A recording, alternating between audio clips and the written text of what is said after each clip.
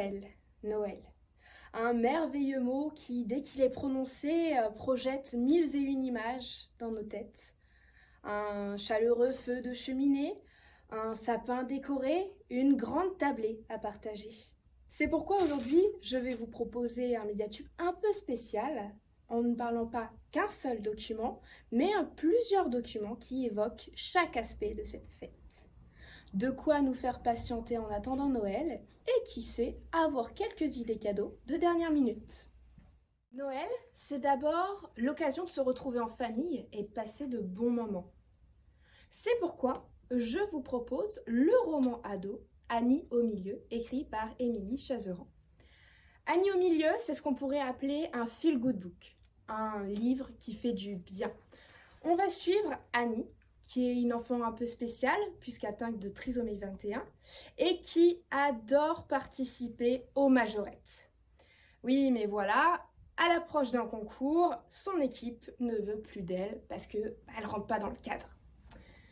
Et du coup, voilà toute la famille embarquée par la grand-mère pour devenir les bargerettes d'Annie et participer au concours.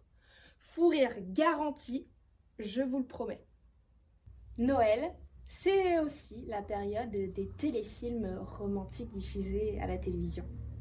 Vous êtes fan de ce genre de film? Eh bien, sachez qu'il y a l'équivalence aussi en livre. Meilleurs vœux et va au diable, c'est un roman qui nous parle de Colline. Colline file le parfait amour avec sa boutique de déco. Et elle n'a pas le temps pour les hommes. Non.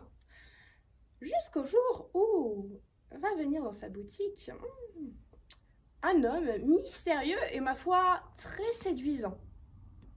Mais quelle n'est pas la déception de Colline quand elle apprend que cet homme en fait est son concurrent qui va s'installer juste en face dans une nouvelle boutique de déco. Et ça va se jouer à couteau tiré entre les deux. On sait très bien comment ça va se finir. Par un meurtre?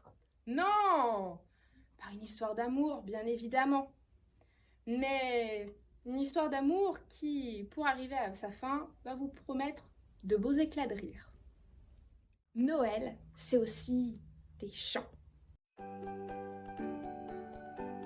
Alors non, aujourd'hui ce n'est pas moi qui vais pousser la chansonnette, mais si jamais il vous prend l'envie de chanter à tue-tête des chants de Noël avec vos enfants, alors je vous conseille cet excellent livre CD, Le Manège de la Neige. De quoi découvrir, redécouvrir des classiques des chants de Noël. Noël, c'est aussi le froid, l'hiver et surtout la neige qui tombe sous nos yeux ébahis, que ce soit petits et grands. Un pop-up magnifique pour découvrir les flocons de neige pour petits et grands, puisqu'il y a un double niveau de lecture pour permettre d'en apprendre plus sur la neige. Et également avec une belle fin qui nous dit que si chaque flocon est unique, toi aussi. Noël, c'est aussi et surtout quand même, on va se l'avouer, manger. Et on veut bien manger pour Noël. Avec un Noël à New York, je vous promets que vous allez bien manger. Tout d'abord, c'est un magnifique livre de recettes, illustré par des belles photos de New York en hiver et des belles photos des recettes.